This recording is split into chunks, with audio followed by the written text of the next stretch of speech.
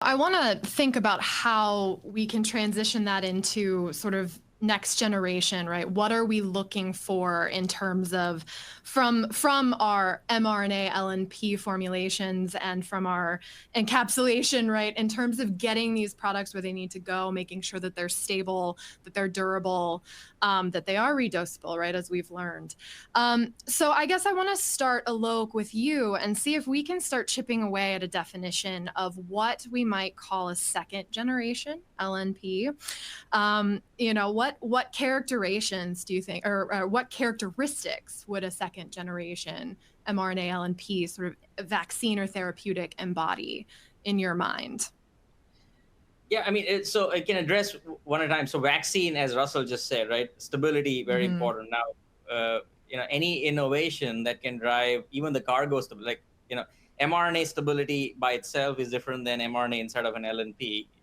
And so any innovation that you can drive to make the cargo stable, in effect, the product stable, either at room temperature or in the fridge or lyo version of it, etc., will help broaden the impact of vaccines, right? Because not every place has a negative 80 to store, or even a minus 20 to store your LNP drug product in. On the therapeutic side, I think majority of these things are pretty limited in nature, right? So we are not looking for the breadth of application, but more targeted application, and therein this is less of an issue.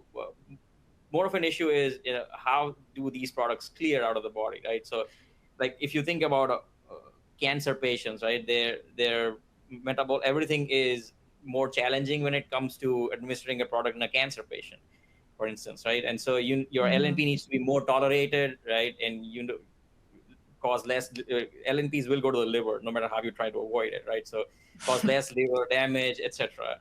Those things, the tox angle becomes really important. Yep.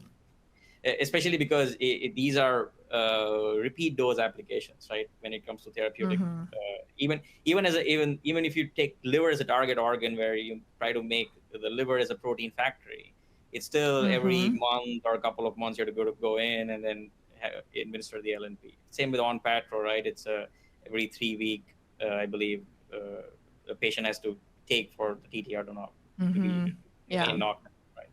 So yeah, the repeat dose aspect comes into the play. And so therein you have to really focus on how these lipids are distributed and how they're cleared off from the body. And the faster that can happen without compromising potency, the better. Excellent. Russell, any additional thoughts there in terms of, Alok addressed really nicely the kind of the differences, right, between vaccine and therapeutic needs. What else would you add there in terms of, what second generation version, right, would you chisel out of your head if all of your dreams could come true? Well, I'll modify that a little bit, actually. I'll say next generation, because to be honest, I think of, well, and maybe you can say second generation of clinical products with LNPs. Okay. I think in the current generation, what we see is LNPs that kind of work wherever they go. And that's because the intrinsic mechanism of uptake is really pretty common, actually, among the cells that you're around. And so the way that you control delivery is often the trafficking of where the LNPs are really going. So with a vaccine, you control that because you typically do an intramuscular injection. With a therapeutic, right, you're dosing typically intravenously, so it usually goes to the liver. Potentially, you could have other local areas of delivery, or other means to target other tissues by just ensuring that you have localized delivery. And I think that's really representative of the current generation. And everybody that's in that space is really working within those confines.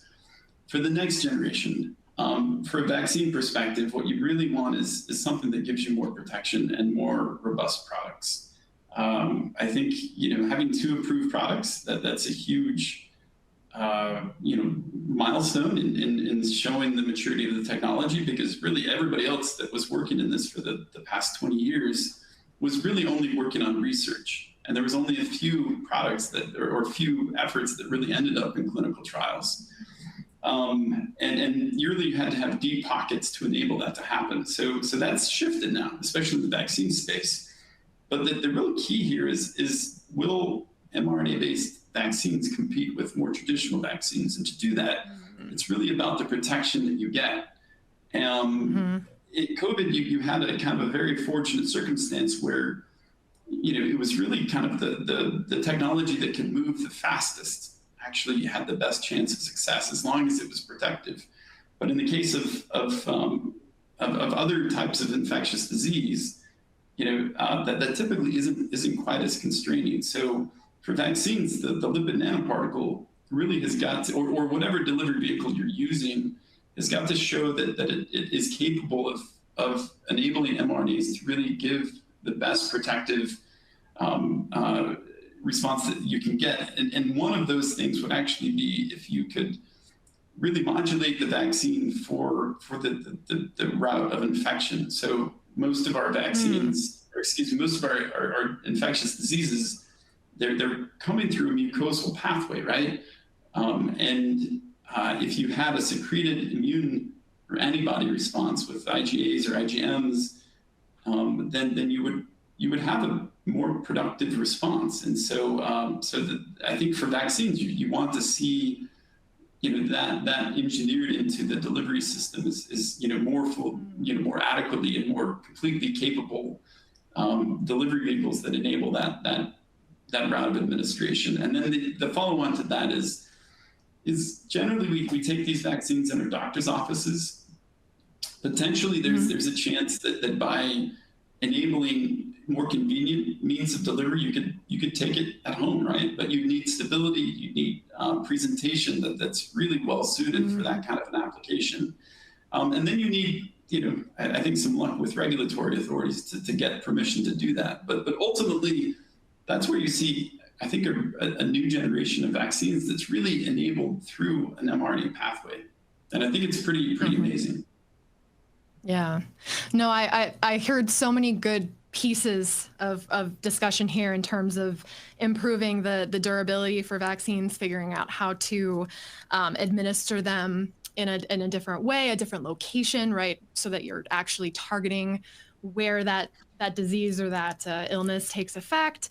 On the therapeutic side, improving immunogenicity, right? Making sure that, especially if you have to take that chronic dose, that you're not constantly getting, the reactions that you might get, from taking certain therapeutics or a vaccine.